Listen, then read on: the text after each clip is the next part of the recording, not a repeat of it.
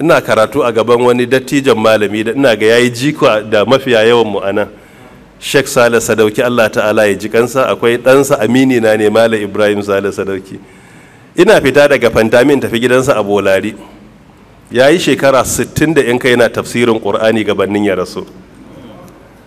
Ina zuwa gidansa da wani lokaci in na fita daga je gidansa ba yi kiran sallar asuba na fari ba, lokaci ina karatu a gabansa zan je ɗauka littafin fiqhu da luga, ba a yi kiran asuba na fari ba, zan je in buɗe masallacin gidan ba a yi kira ba.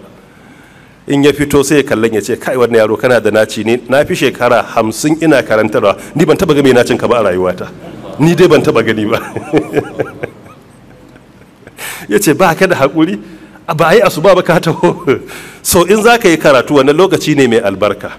Shi yasa idan kana da manhaji ko na haddan Qur'ani ko zuwa makaranta ko zuwa gona, magabata sukan hana 'ya'yansu bacci da safe. Kaman Az-Zubair yana hana 'ya'yansa ya ce ku tashi ku yi haddan Qur'ani.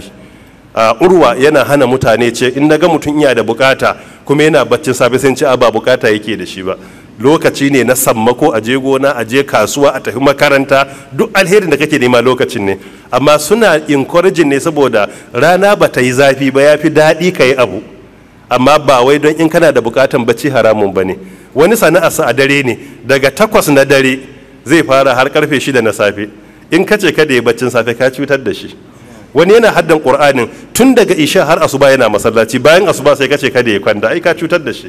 So da haka babu laifi mu yi discouraging mutane daga baccin in har suna da abu da ya fi wannan muhimmanci. Amma wanda kuma ya kwana idansa a farke sai mu iya da bukatan bacci, to shi kuma kada a hana shi.